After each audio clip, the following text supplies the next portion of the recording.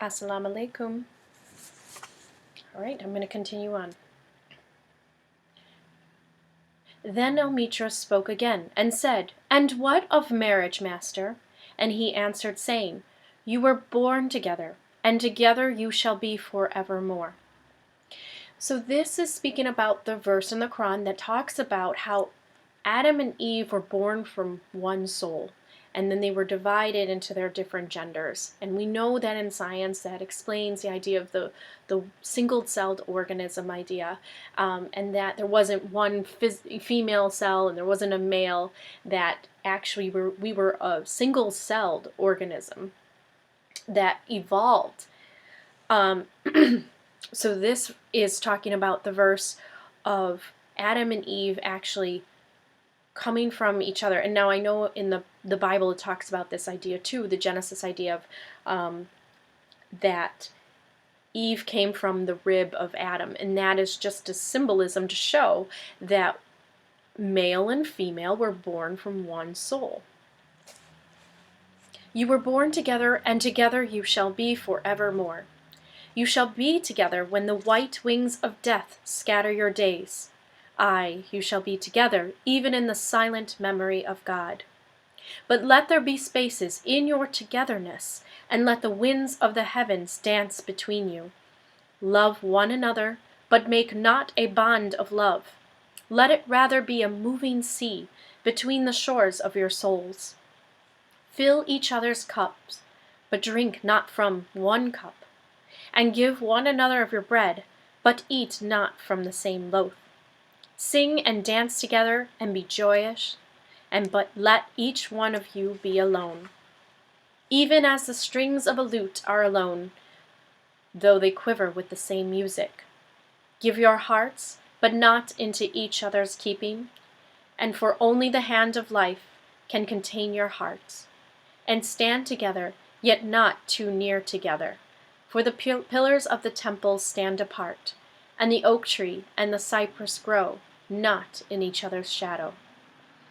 So this is showing that, men and women have a bond, they have a bond of marriage, but your souls are not intertwined in the idea that you are responsible for each other's spiritual journey. And so when you are able to marry somebody and you go into partnership with someone, one of the dangers that humans have is codependency and attachment. And that is what causes the major sins in the world of murder, jealousy, wrath, all these different types of ways that we experience love when we attach ourselves too much to our partners. Khalil Gibran is saying, yes, you were born from one soul, but your spirit should be free enough to understand that you're each on your own journey. You are not attached to one another, and in attachment it causes suffering, it causes pain. So if you can find that middle way of loving someone and then also being detached from them too, so that you don't cause yourself to be in a codependent relationships and be attached to people. You see these people all the time. They are on reality TV and they're on talk shows, and they are just people that cannot move on when another person decides to go on a separate journey and not be with them. These people will stalk them. They will make their life a living hell, basically. And that is the dark side of love, is when you attach yourself too much to a person. So be loving, but also know that your soul is on its own journey. Next. And a woman who held a babe against her bosom said, "Speak to us of children." And he said, "Your children are not your children. They are the sons and daughters of life's longing for itself. They come through you, but not from you. And though they are with you, yet they belong not to you." As we know in the Quran, everything is from Allah. And this is so true. And this is why the Quran talks about the idea of how it's not so important to want to have a life full of children for yourself, for your own measure of success, is that children are born actually for life to express itself, for God to carry on this creation that He created. That's how we have to see children. Children are not your possession. They are not your property. You are chosen to raise that particular child, but that child actually was given by God in order for life to exist and to continue creation on earth. You may give them your love, but not your thoughts, for they have their own thoughts. How true is that? How many families enforce their way of thinking and their beliefs on children? My husband and I have decided that though we are Muslims, we are going to have every single religious book on a bookshelf. We are going to tell our children, of course, the way that we believe and the way that we see the world and the way that we understand God. But we will not determine their own spiritual path. That is their own journey to make. And we understand that as spiritual Muslims. You may house their bodies, but not their souls. For their souls dwell in the house of tomorrow, which you cannot visit, not even in your dreams. And you may strive to be like them, but seek not to make them like you. For life goes not backward, nor tarries with yesterday. You are the bows from which your children as living arrows are sent forth. The archer sees the mark upon the path of the infinite, and he bends you with his might, that his arrows may go swift and far. Let your bending in the archer's hand be your gladness, for even as he loves the arrows that flies, so he loves also the bow that is stable. And he is capital, so it's talking about God at this point, Allah. Let me just go back to here where it says, you may house their bodies, but not their souls. That is so important to understand that, as we are told in the Quran, that orphans must always be taken care of. That these children that have been left behind because of war and because of corruption and murder of their parents, or because of corruption of the parents that just decided to abandon them, these children are our generations. They are the next soul to live on and to help life carry forward. So you may house their bodies. Allah is telling us, you may give an orphan a home. You may give an orphan a chance of survival, but you may not control their souls. Their souls belong to Allah, and they have their own individual journeys to make. And the best way that you can be a parent is just be an example. And that's where at the very end, that the idea that we are like a bow as parents. And if we are stable, if we are spiritually higher aware of things and conscious of others, we are a stable bow to shoot that arrow out into the future. And that arrow is the children. And the children is what is going to foster a positive future for others, or a negative one. It all depends on how you are as a bow.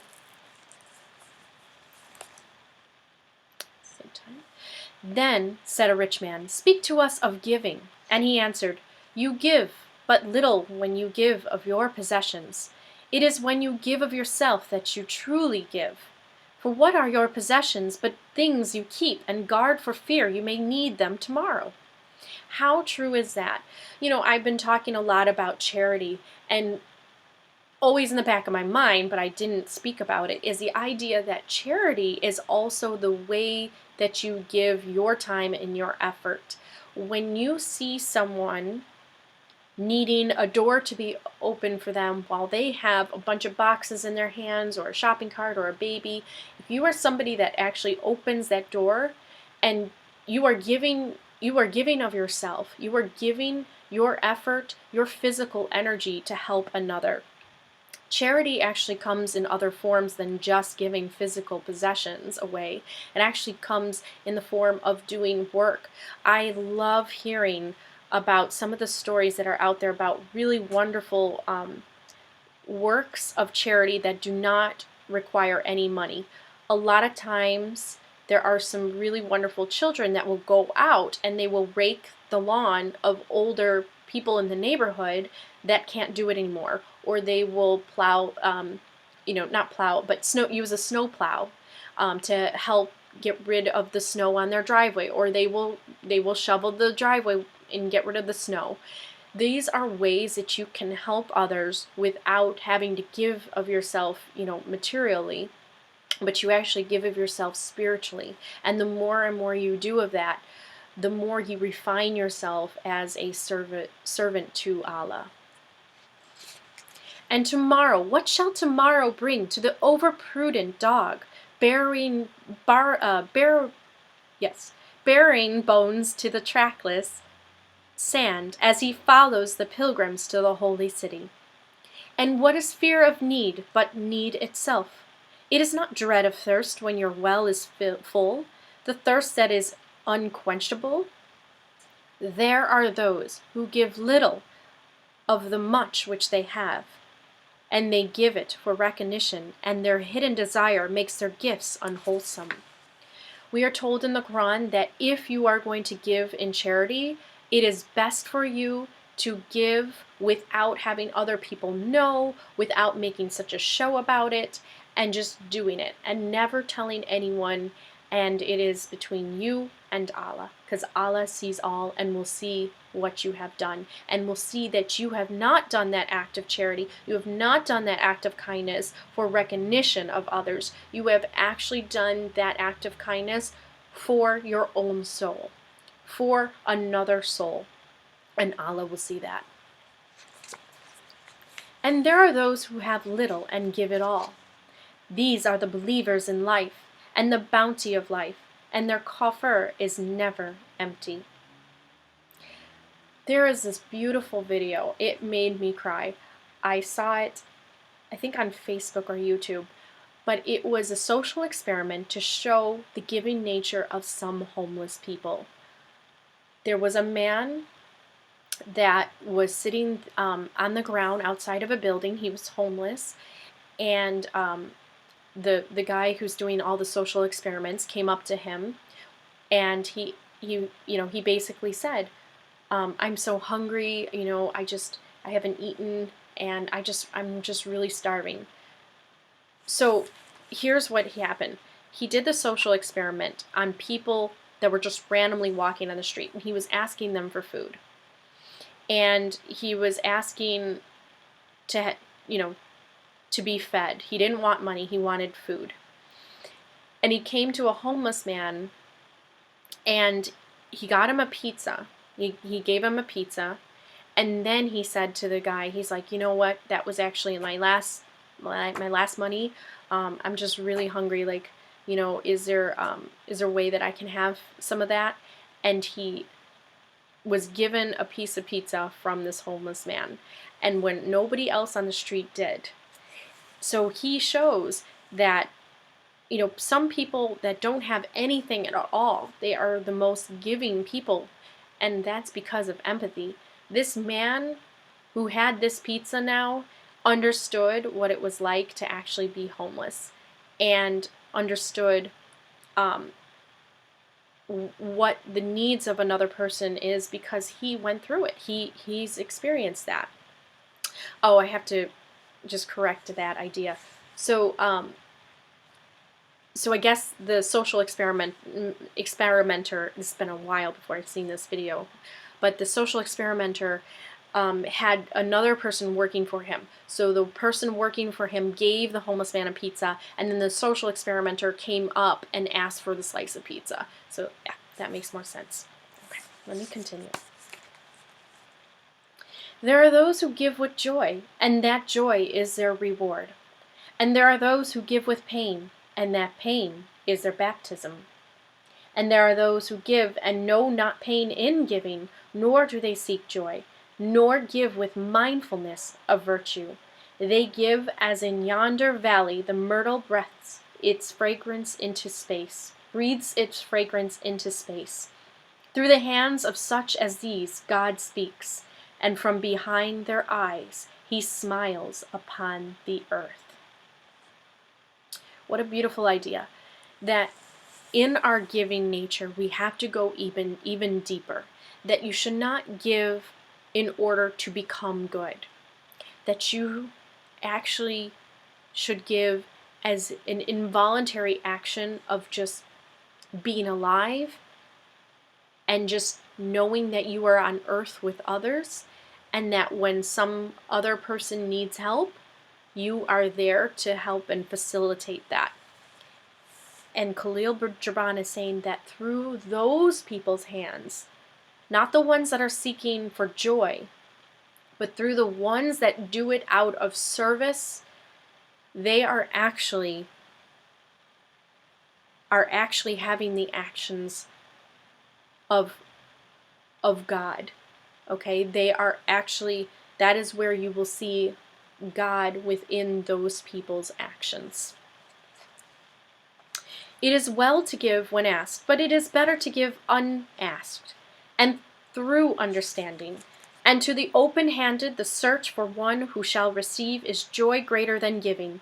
And is there aught you would withhold? All you have shall some day be given. Therefore, give now, that the season of giving may be yours, and not your inheritors. You often say, I would give, but only to the deserving. The trees in your orchard say not so, nor the flocks in your pasture. They give that they may live, for to withhold is to perish. Surely he who is worthy to receive his days and his nights is worthy of all else from you. And he who has deserved to drink from the ocean of life deserves to fill his cup from your little stream.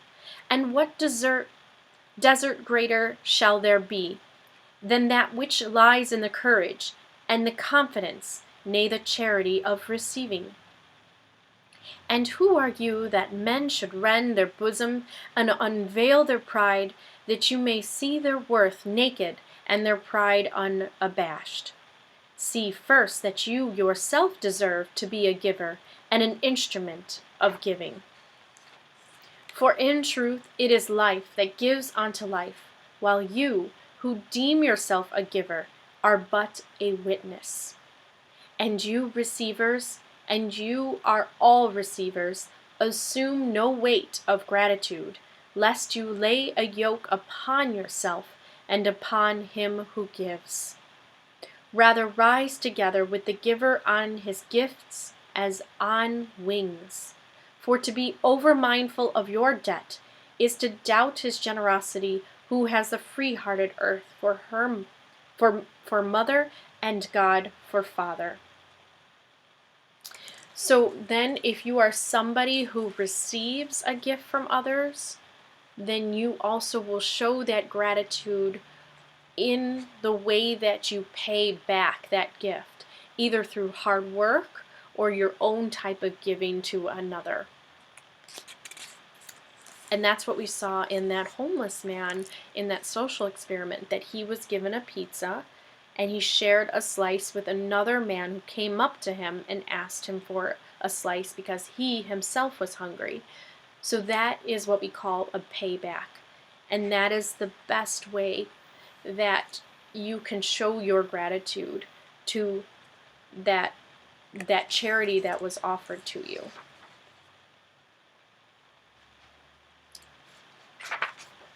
Alright, I'm going to end there, and I will start the new video. So thanks for watching, and salam.